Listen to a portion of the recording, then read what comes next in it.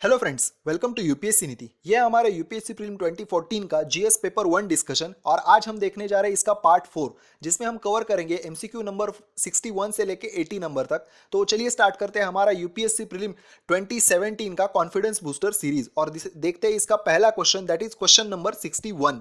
तो देखिए पहला क्वेश्चन है, if the interest rate is decrease in the economy then economy पे इसका क्या इफेक्ट हो सकता है, ऐसा ही क्वेश्चन है। इंटरेस्ट रेट कम हो जाने पर देखिए ऑप्शन क्या दिया गया है, decrease the consumption expenditure of the economy. देखिए अगर इंटरेस्ट रेट कम हो गया तो कंजम्पशन कम नहीं होगा, आई थिंक इससे बढ़ना चाहिए, तो ये इनकरेक्ट हो गया।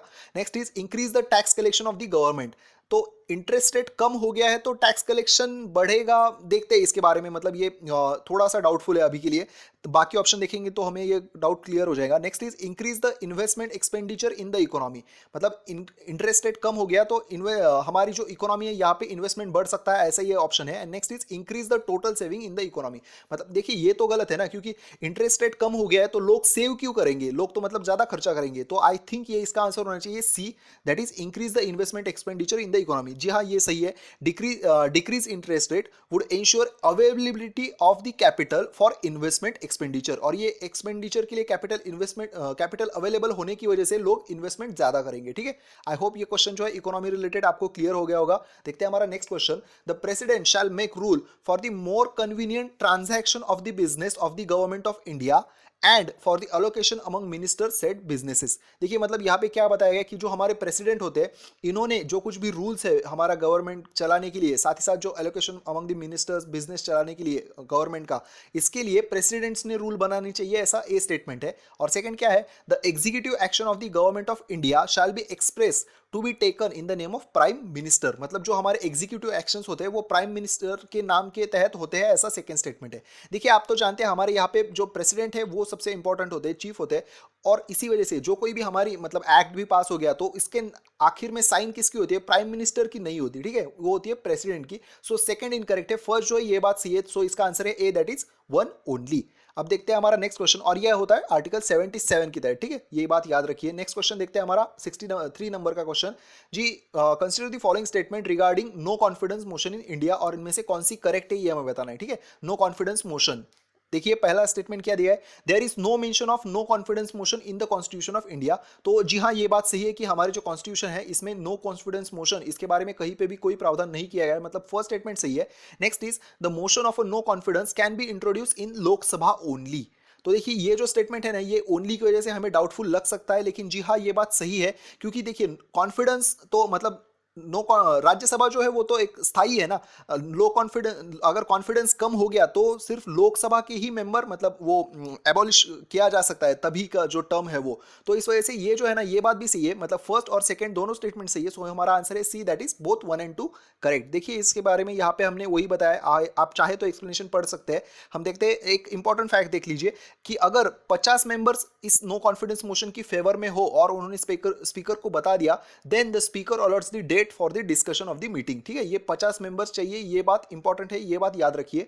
और रूल 198 के तहत, लोकसभा की रूल के तहत, it specifies the procedure for motion of no confidence. ठीक है, कॉन्स्टिट्यूशन में इसके बारे में नहीं है, ये जो है रूल में, जो लोकसभा के रूल्स है इसके बारे में इसमें बताया गया है।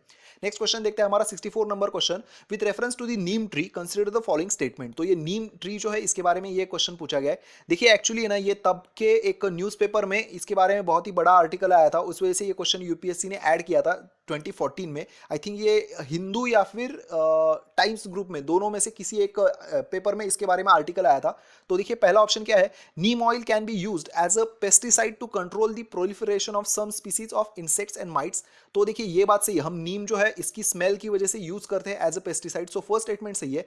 Next is neem seeds are used in the manufacturing of biofuels and hospital detergents. तो नेक्स्ट देखते हैं हमारा, neem oil has application in pharmaceutical industry. तो देखिए आप तो जानते हैं कि नीम ऑयल वगैरह ये तो यूज करते हैं, मतलब फार्मास्यूटिकल इंडस्ट्रीज में, मतलब ये इसमें भी शैम्पूज और ऑयल्स इसमें भी यूज करते हैं। तो काइंड ऑफ ये थर्ड स्टेटमेंट जो ये भी सही है, फर्स्ट हमने बता दिया है कि ये सही है। और साथ ही साथ ये जो है ना, हॉस्पिटल डिटर्जेंट और बायोफ्यूल्स, इसमें भी नीम जो है वो यूज कर सकते हैं, नीम साइड्स। तो इसका 1, 2 and 3 तीनों ऑप्शन सही होने की वजह से इसका आंसर है D, that is 1, 2 and 3 correct. ठीक है, ऑल करेक्ट। नेक्स्ट क्वेश्चन देखते हैं हमारा 65 number, which of the following is a process involve in the photosynthesis. ठीक है, फोटोसिंथेसिस में इनमें से क्या होता है। तो ऑप्शन ए देखिए, potential energy is release to form tree energy, ठीक है, मतलब पोटेंशियल एनर्जी रिलीज करते हैं और इससे फ्री एनर्जी मतलब release to form free energy, ठीक है, ऐसा ये फर्स्ट स्टेटमेंट दिया गया है। Next is free energy is converted into potential energy and is stored, मतलब फ्री एनर्जी जो है इसको कन्वर्ट किया जाता है पोटेंशियल एनर्जी में और ये बाद में स्टोर की जाती है। Next is food is oxidise to release carbon dioxide and water, मतलब फूड ऑक्सीडाइज होता है और कार्बन डाइऑक्साइड रिलीज होता है एंड वाटर, ऐसा ये सी स्टेटमेंट है। नेक्स्ट इज मतलब फूड ऑक्सीडाइज हो रहा है, ठीक है, ये बात है। And next is oxygen is taken and carbon dioxide and water vapour is given out, ठीक है, ये तो स्टेटमेंट सरासर गलत है। देखिए हम जब फोटोसिंथेसिस होता है तब कार्बन डाइऑक्साइड यूज किया जाता है और ऑक्सीजन छोड़ा जाता है, ठीक है, मतलब ये डी स्टेटमेंट इनकरेक्ट है और इससे सबसे करेक्ट जो स्टेटमेंट है आई थिंक ये बी होना चाहिए, क्योंकि फ्री एनर्जी जो है ना, जब फोटोसिंथेसिस होता है तो वो एनर्जी को मतलब जो फोटॉन्स की एनर्जी होती है लाइट की, उसको एनर्जी को कन्वर्ट किया जाता है पोटेंशियल एनर्जी में और ये जो पोटेंशियल एनर्जी होती है ये स्टोर की जाती है so that it can be used as food for that tree, ठीक है, मतलब इसका आंसर है बी होना चाहिए। तो जी हाँ, ये बात सही है, एनर्जी जो होती है फोटॉन्स की ये कन्वर्ट की जाती है CO2 को मॉलिक्यूल्स को इन स्टार्च में तब्दील करने के लिए। नेक्स्ट क्वेश्चन देखते हैं हमारा 66 नंबर का question. In addition to the fingerprint scanning which of the following can be used in biometric identification of the person, मतलब बायोमेट्रिक आइडेंटिफिकेशन में फिंगरप्रिंट स्कैनिंग के साथ इनमें से कौन सा ऑप्शन जो है ये बात सही है, ऐसा ये पूछा गया है। तो देखिए आइरिस स्कैनिंग, जी हाँ ये बात बायोमेट्रिक्स में आती है, मतलब बायोमेट्रिक्स आइडेंटिफिकेशन में आती है आइरिस हमारी आंखों की। देन रेटिनल स्कैनिंग, तो ये बात भी सही है, रेटिनल स्कैनिंग आंखों की रेटिनल स्कैनिंग ये भी होता है। वॉइस रिकॉग्निशन, जी हाँ ये बात भी सही है, मतलब वॉइस रिकॉग्निशन से आप जानते हैं कुछ ऐसे पासवर्ड्स वगैरह मोबाइल पे भी, सीरी जो एप्पल में आता है ये भी वॉइस रिकॉग्निशन की तहत ही काम करता है। तो 1, 2 एंड 3 तीनों इसके सही है, सो इसका आंसर है डी, दैट इज 1, 2 एंड 3। ये साइंस एंड टेक्नोलॉजी का करंट हिसाब से ये एक बहुत ही अच्छा क्वेश्चन था जो यूपीएससी ने 2014 में पूछा था और इसके सभी आंसर जो है वो है करेक्ट। नेक्स्ट क्वेश्चन देखते हैं हमारा 67 number. Which of the following statement is are correct regarding the vegetative propagation of plants, ठीक है, वेजिटेटिव प्रोपेगेशन, वेजिटेशन का प्रोपेगेट होना, ठीक है, इसके बारे में ये क्वेश्चन है। तो देखिए पहला क्या है, vegetative propagation produces clonal population, ठीक है, मतलब क्लोनिंग जो है वो हो सकता है अगर ऐसे वेजिटेटिव प्रोपेगेशन किया तो क्लोनल पॉपुलेशन बढ़ सकता है, ऐसा ये ए स्टेटमेंट है। Next is vegetative propagation helps in eliminating the virus, मतलब वायरस को कम करने में ये हेल्पफुल हो सकता है, ऐसा सेकंड स्टेटमेंट है। Next is vegetative propagation can be practised most of the year, मतलब ये लगभग हर साल मतलब पूरी साल भर ये हम प्रैक्टिस कर सकते हैं, ऐसा थर्ड स्टेटमेंट है। देखिए इसमें ना थोड़ी सी ट्रिक है जो हमें देखनी पड़ेगी। देखिए यहाँ पे ना वेजिटेटिव प्रोपेगेशन अगर आपको पता भी नहीं है, लेकिन कंसिडर कीजिए कि हमने एक पेड़ जो है वो लगाया, ठीक है, एक पेड़ लगाया और उसके जैसे ही अगर हम क्लोनिंग करते रह गए तो एक कंसिडर कीजिए कि एक पेड़ पे जो एक कोई डिसीज की वजह से, मतलब कोई वायरस की वजह से अगर यहाँ पे इफेक्ट हो रहा है, डिसीज हो रहा है, तो ये सभी जो कोई भी उसके क्लोनिंग होगी सभी को अफेक्ट करेगा ना, मतलब ये एलिमिनेट नहीं करेगा वायरस को, उल्टा चांसेस जो है कि वायरस होने के ये बढ़ाएगा, ठीक है, मतलब ये जो सेकंड स्टेटमेंट है ना ये हम सोचेंगे तो पता चल जाएगा कि ये सेकंड इनकरेक्ट है।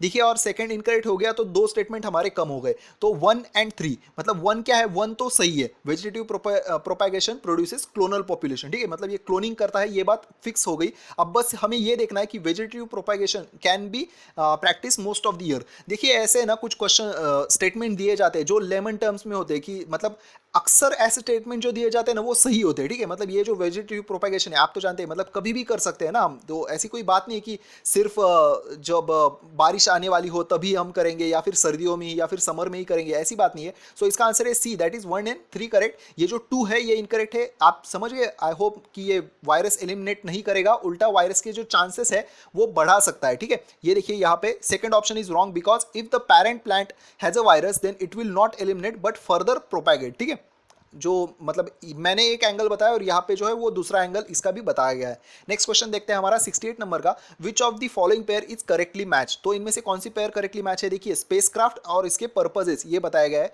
So first is Cassini Huygens, ठीक है, तो ये कहाँ पे जा रहा है, orbiting Venus and transmitting data to the Earth, मतलब ये वीनस के यहाँ पे वीनस जो हमारा प्लैनेट है इस यहाँ पे स्पेसक्राफ्ट गया और ये डाटा ट्रांसमिट कर रहा है, ऐसा ऑप्शन है ए। नेक्स्ट इज मैसेंजर और ये कहाँ पे काम कर रहा है, mapping mapping and investigating the mercury, मतलब ये मर्क्यूरी के यहाँ पे काम कर रहा है। नेक्स्ट इज वॉयजर 1 एंड 2, ये कहाँ पे काम कर रहा है, तो सोलर सिस्टम में। देखिए हमने रिसेंटली भी हमारे जो डेली एमसीक्यू सीरीज है इसमें भी आपको बताया था कि ये जो कैसिनी है ये वीनस में नहीं, ये सैटर्न के यहाँ पे काम कर रहा है, ठीक है। आपने देखा भी होगा रिसेंट जो हमारे वीडियोज है, चाहे तो हमारे मंथली वीडियो जो है वो उसे आप रेफर कर सकते हैं। तो 1 जो है ना वो इनकरेक्ट है। देखिए 1 इनकरेक्ट हो गया तो 1, 3 and D, that is A, C और डी तीनों इनकरेक्ट हो गया। हमारा ऑप्शन जो बचता है वो है सिर्फ बी, 2 एंड 3। और यूपीएससी जो है ना वो अक्सर ऐसा हेल्पिंग हैंड हमारे लिए रखता है। अगर आपको 3 में से एक भी आपको पता है कि ये जी हाँ ये श्योर है कि मैं इसके बारे में कि ये इनकरेक्ट है, तो ऐसा बहुत बार होता है कि हमारे 1 या 2 या फिर 3 ऑप्शन जो होते हैं वो डायरेक्टली एलिमिनेट हो जाते हैं।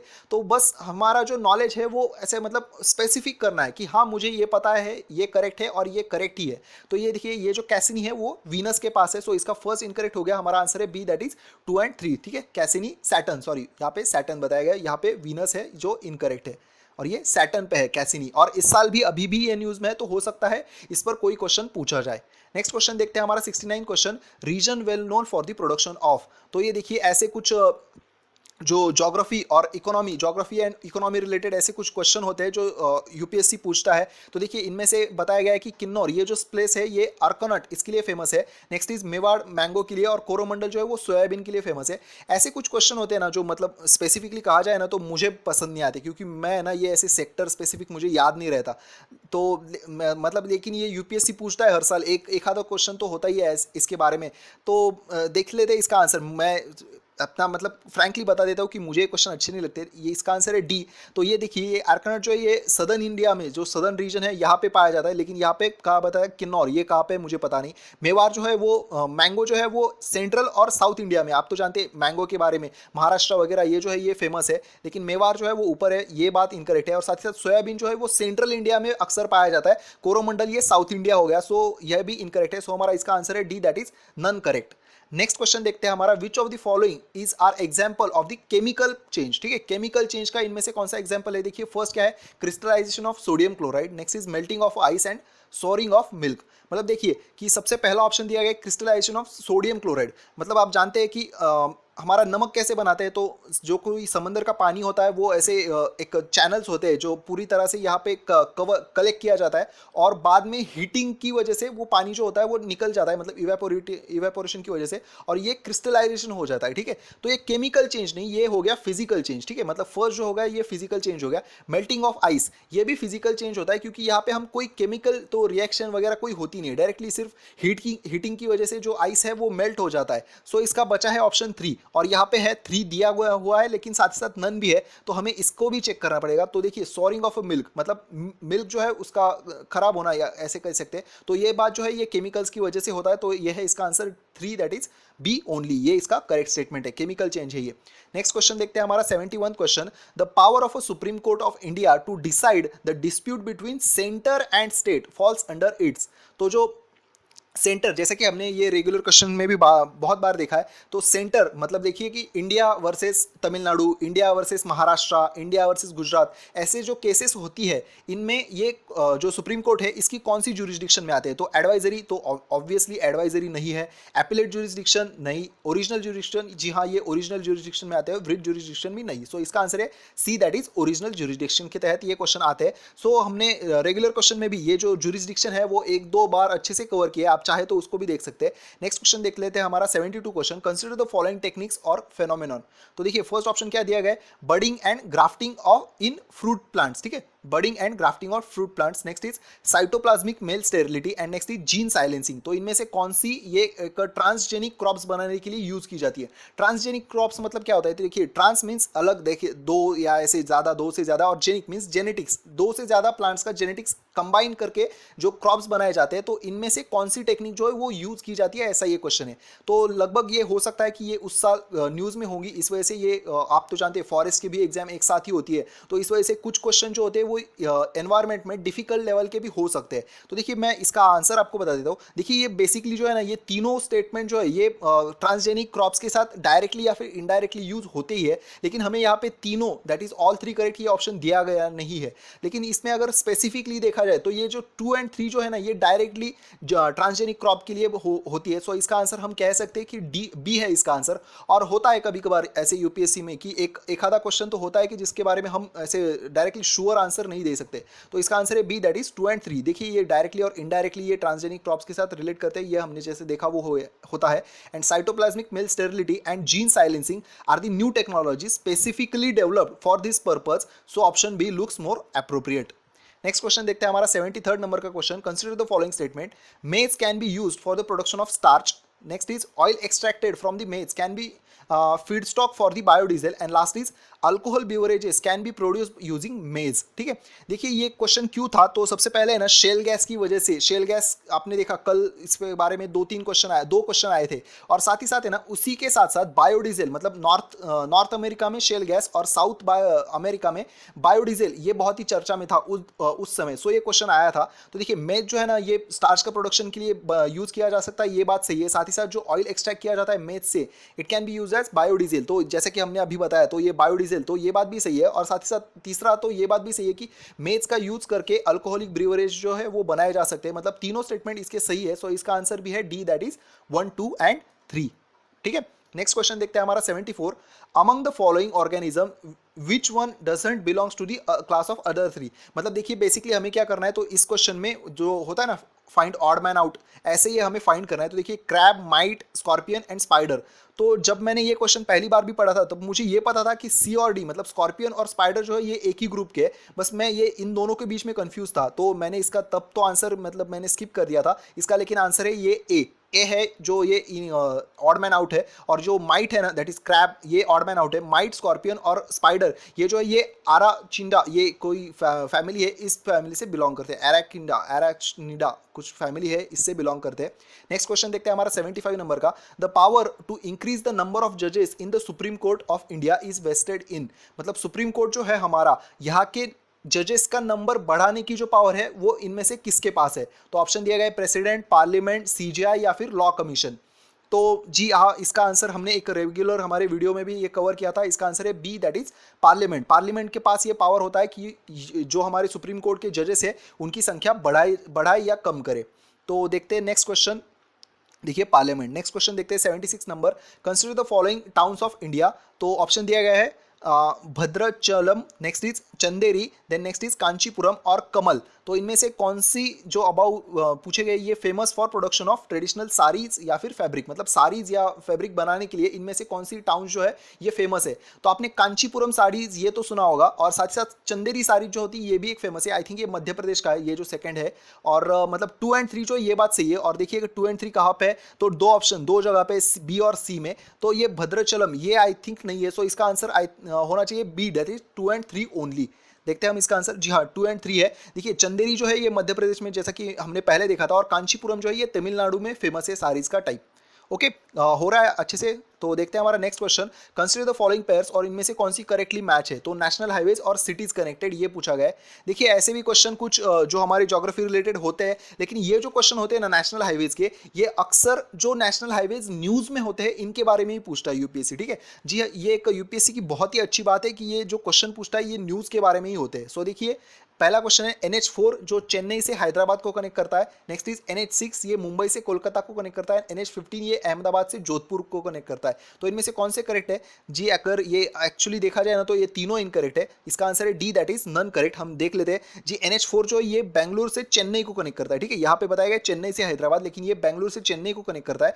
NH6 जो है ये कनेक्ट करता है सूरत से कोलकाता, और यहाँ पे क्या दिया गया था मुंबई से कोलकाता। ठीक है, सूरत होना चाहिए। और NH15 जो है ये पठानकोट, दैट इज हमारा पठानकोट आप जानते होंगे जम्मू कश्मीर में है, यहाँ से समख्याली मतलब ये गुजरात में है। दैट इज NH15 जो है वो जम्मू से गुजरात को कनेक्ट करता है। तो यहाँ पे अहमदाबाद और जोधपुर बताया गया। तो ये भी तीनों इनकरेक्ट है। हमारा आंसर है D, that is none correct. Alright, हमने जो रेगुलर वीडियो है इसमें भी कुछ एक दो क्वेश्चन जो है वो नेशनल हाईवे पे कवर किया है। आई थिंक उसमें हमने नेशनल हाईवे 77 कवर किया है। आप चाहे तो हमारे मंथली वीडियो में देख सकते हैं।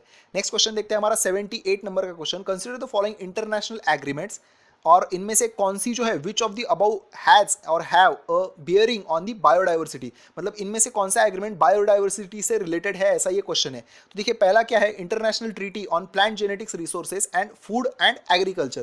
तो देखिए बायोडाइवर्सिटी, इसमें तो प्लांट्स आएंगे, साथ ही साथ फूड, मतलब बायोडाइवर्सिटी के अलग अलग जो हमारे प्राणी या फिर फौना फ्लोरा जो होंगे इनके लिए फूड भी चाहिए ना, मतलब फर्स्ट जो है ये हम लगा सकते हैं कि यहाँ पे प्लांट दिया गया है तो फर्स्ट तो होना ही चाहिए। नेक्स्ट देखते हैं the United Nations convention on the combat desertification, मतलब डेजर्टिफिकेशन के बारे में जो कॉम्बैट करने के लिए जो कन्वेंशन है ये सेकंड दिया गया है। और लास्ट क्या है, वर्ल्ड हेरिटेज कन्वेंशन। ठीक है, वर्ल्ड हेरिटेज कन्वेंशन जो है ना, ये लग सकता है कि ये नहीं होगा, लेकिन देखिए महाराष्ट्र में एक है कास यहाँ पे जो है ना, वहाँ पे फूल मतलब फौना के लिए ये वर्ल्ड हेरिटेज साइट दिया गया है। तो थर्ड जो है ना ये बात सही है, मतलब फर्स्ट एंड थ्री जो है ये दोनों सही है। तो देखिए फर्स्ट एंड थ्री जो है ये कैंसिल हो गए, दो ऑप्शन ए एंड बी। तो अभी बचता है बस सेकंड के बारे में। सेकंड देखिए कि डेजर्टिफिकेशन, हमें सोचना पड़ेगा इसके बारे में। डेजर्टिफिकेशन कैसा है, तो देखिए अगर डेजर्ट हो गया किसी जगह पे तो वहाँ की बायोडाइवर्सिटी जो है वो तो खत्म ही हो जाएगी ना ऑब्वियसली, क्योंकि हीट बढ़ जाएगी। जो कोई भी वहाँ पे पंछी है, पौधे हैं या फिर जो कोई प्राणी रहते हैं उनको सर्वाइव करना मुश्किल हो जाएगा।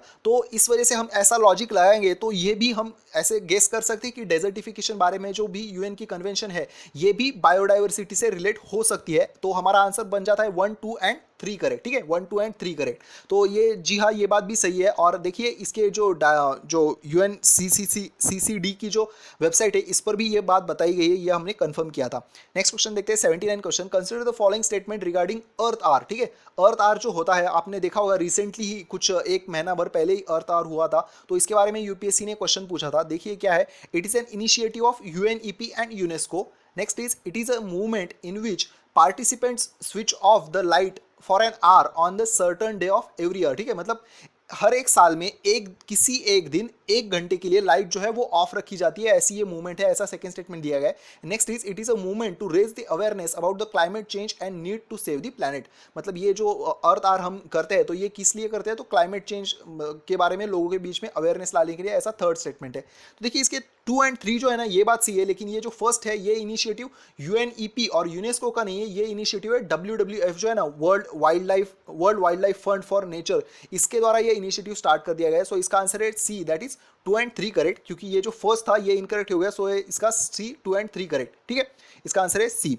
नेक्स्ट क्वेश्चन देखते हैं हमारा आज का last question, which one of the following is correct sequence of the food chain. देखिए ये भी कुछ टफ क्वेश्चन था, यूपीएससी ऐसे कुछ तो मतलब 2-3 तो क्वेश्चन होते हैं जो टफ इस कैटेगरी में आते हैं जी। मैं भी इसका मतलब ये मैं प्रोनाउंसिएशन भी नहीं करना चाहूँगा, मैं डायरेक्टली आपको इसका आंसर बता देता हूँ। ये है इसका answer, that is diatoms crustaceans and herrings. जी हमने कहा था कि जो कुछ क्वेश्चन ऐसे होते हैं कि जो एनवायरनमेंट पे होते हैं, सो इस वजह से ना कुछ टफ क्वेश्चंस भी हो सकते हैं। मतलब ऐसे बात नहीं है कि ये जो क्वेश्चंस है ये सिर्फ मुझे या आपको टफ लगेंगे, ये सभी के लिए टफ हो सकते हैं। कुछ लोग इस पर तुक्का लगाएंगे, हो सकता है उनका करेक्ट हो जाए या फिर माइनस भी मार्क्स हो सकते हैं। तो ऐसे अगर क्वेश्चन है कि जो आपको इसके बारे में कुछ पता नहीं है, so please do not attempt these question. ठीक है, तो ये थे हमारे आज के क्वेश्चन। आई होप जो क्वेश्चन है वो आज के सभी आपको अच्छे लगे होंगे, मतलब हमने अच्छे से कवर कर लिए होंगे। और ये जो वीडियो है ना, हम जानबूझकर पूरा एक ही नहीं बना रहे, मतलब 5 वीडियोस में इसकी सीरीज बनाई है। और ऐसा क्यों, तो देखिए क्या होता है कि अगर ये हम बनाना चाहे तो हम 2.5 घंटे का वीडियो एक ही साथ में बना सकते हैं, लेकिन होगा क्या, हमारा जो कॉन्सेंट्रेशन होता है ना, ये इतना 2.5 घंटे तक हम ऐसे अच्छे से कॉन्सेंट्रेट नहीं कर पाएंगे। और ये वीडियो जो सीरीज है ना वो हम इसलिए ला रहे सो दैट, ये होता क्या है ना, तो यूपीएससी के कुछ क्वेश्चन ऐसे होते हैं कि जो रिपीट होते हैं। देखिए हमने पिछले दिनों एक उड़िया लैंग्वेज वाला क्वेश्चन देखा था, वो 2014-2016 में फिर से हो गया था। जो रिवर रिलेटेड क्वेश्चन होते हैं वो हर साल आ रहे हैं। तो ऐसे मतलब हमें जो अभी रिवीजन करनी है ना, तो बस रिवीजन की हमें अच्छे से डायरेक्शन मिलनी है, इसलिए हम ये सीरीज स्टार्ट कर रहे हैं। सो प्लीज़ इस सीरीज को कंटिन्यूसली फॉलो कीजिए और सीरियसली फॉलो कीजिए, सो दैट आपके ही बेनिफिट होगा इससे। So thank you so much, I hope ये आपको अच्छा होगा जो हमारा इनिशिएटिव है वो। So please all the best and happy day ahead.